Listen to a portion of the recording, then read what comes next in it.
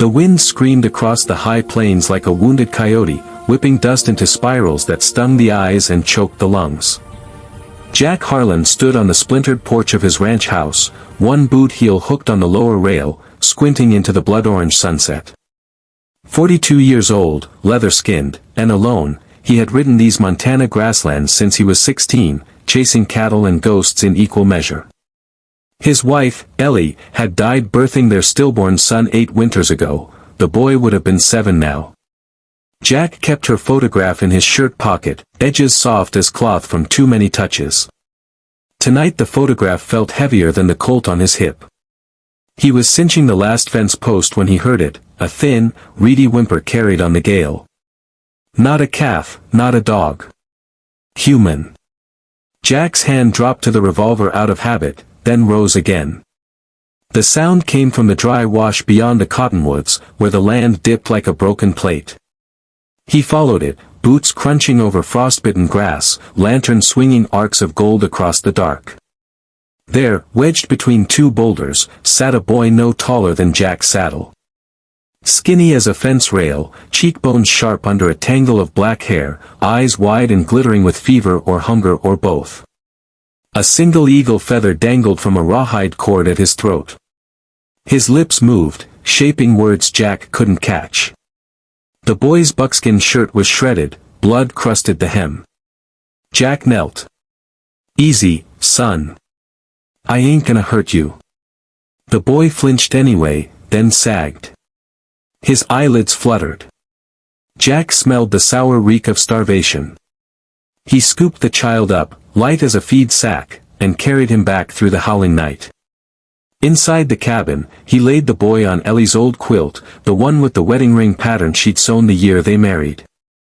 Fire crackled to life in the hearth. Jack heated broth from the last of the venison, spooning it between cracked lips while the storm battered the shutters.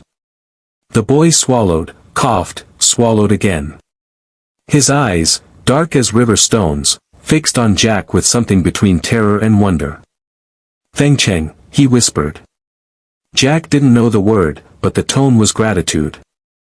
Jack cleaned the wounds with whiskey and linen, wrapped them in strips torn from his own spare shirt. He spoke softly, the way he once spoke to spooked horses. "You're safe now. Tomorrow will get you strong." Outside, the wind kept screaming, but inside the cabin there was only the pop of pine knots and the boy's shallow breathing. Jack sat in the rocker until dawn, rifle across his knees, watching over a stranger who might have been his own lost son. Morning broke pale and sharp. Jack stepped onto the porch with coffee steaming in a tin cup, and froze. The yard was ringed by horsemen. 200, maybe more.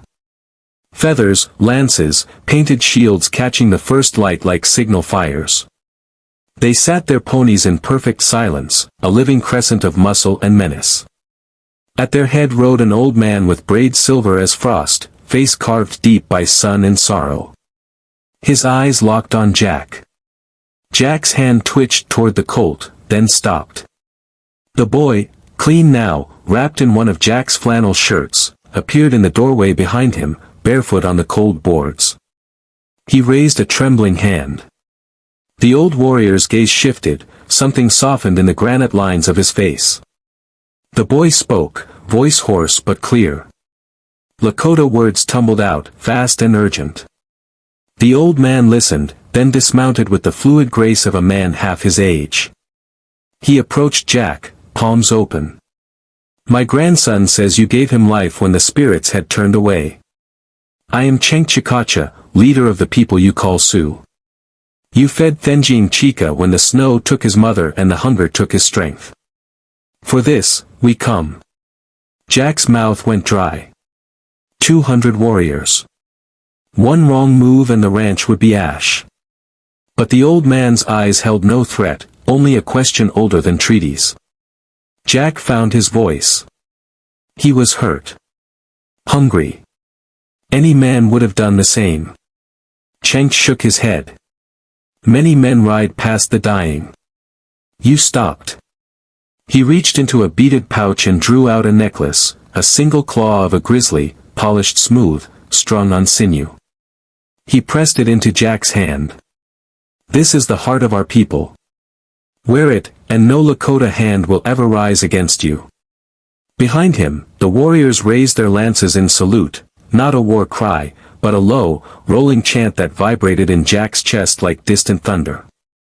The boy, Thenjiang, smiled, teeth white against his bruised face. Jack closed his fingers around the claw. The weight of it anchored him. "I got coffee," he said, voice rough. "And biscuits. Enough for, well, maybe not 200, but we'll stretch it." A ripple of laughter passed through the riders. Cheng's eyes crinkled. "We bring our own meat." That morning, the ranch yard became a village. Fires bloomed, sides of venison roasted on cottonwood spits. Children darted between horses' legs, old women sang as they ground chokecherry patties. Jack moved among them, awkward at first, then easier, passing tin cups of coffee, accepting strips of pemmican in return. Thenjiang clung to his side, translating in broken English learned from missionaries. By noon, the frost had melted into mud. Jack found himself sitting on a log beside Cheng, watching Thenjiang chase a butterfly with a gaggle of Lakota children. The old man spoke without looking at him. "The government men come soon. They bring papers. They say this land is theirs now. Our winter camps are gone. The buffalo," he gestured at the empty horizon. "Gone." Jack's stomach nodded. He knew the surveyors, the barbed wire, the railroad men with their maps and promises. He'd lost half his range already to a land office clerk in Bismarck. Cheng continued. "We ride to the Black Hills. Sacred ground. They will not let us stay. But my grandson lives because of you. So I ask, will you ride with us? One day. Speak for us. Tell the white chiefs what you have seen." Jack stared at the claw in his palm. Ellie's voice whispered in his memory, "Kindness ain't weakness, Jack. It's the only thing stronger than fear." He thought of the empty cradle in the loft, the photograph in his pocket, the boy laughing in the sunlight. "I'll ride," he said. They left at dawn 3 days later, a column snaking north under a sky the color of polished steel. Jack rode Ellie's mare, a gentle bay named Daisy, with Thenjiang perched in front of him, small hands clutching the saddle horn. Cheng rode beside them on a paint stallion, eagle feather fluttering from its mane. Behind them, 200 warriors, now 300, as word spread, moved like a single organism, dust rising in a red-gold plume. The journey took a week. They crossed rivers swollen with meltwater, camped in cottonwood groves where meadowlarks sang at twilight. Each night, Jack sat by the fire with Cheng, learning words, waste for good, Philomee for thank you. Thenjiang taught him to whistle through a blade of grass, to braid sweetgrass into his horse's tail for luck. Jack taught the boy to whistle, Red River Valley, on a harmonica carved from olive wood, Ellie's last gift to him. On the 6th night, they reached the foothills of the Black Hills. Ponderosa pines marched up slopes black with shadow, granite peaks caught the moon like teeth. Here the Lakota had buried their dead for generations, sung to the thunder beings, vision quested on lonely buttes. Now blue-coated soldiers patrolled the ridges, carbines glinting. Cheng called a halt in a hidden meadow. Scouts returned with grim news, a fort had been built at the base of Bear Butte, cannon positioned to guard the new road. Settlers' wagons rolled in daily, staking claims on land still warm from Lakota campfires. The people's hearts were heavy, some spoke of war. Jack felt the old fear coil in his gut. He was one white man among hundreds. If words failed, blood would speak. That night, Thenjiang crawled into Jack's bedroll. "Will they take our mountains?" the boy whispered. Jack pulled him close. "Not if I can help it." Morning brought counsel. Warriors painted their faces, medicine men shook rattles of deer hooves. Cheng stood on a boulder, voice carrying like a hawk's cry. He spoke of the old treaties broken like dry twigs, of children starving while white men grew fat on stolen grass. Then he gestured to Jack. This man is Wazikin, yet he carries our heart. Hear him. Silence fell, thick as buffalo wool. Jack stepped forward, throat dry. He wore the grizzly claw openly now, it caught the sun like a drop of fire. He thought of Ellie rocking their unborn son, humming under starlight. He thought of Thenjing's fevered eyes in the lantern glow. I ain't no politician, he began, voice cracking. I'm just a rancher who lost everything once and found something worth more. This boy, he laid a hand on Thenjing's shoulder, he's the future. Yours and mine. These hills are his birthright, same as my ranch is mine. We take care of what's entrusted to us.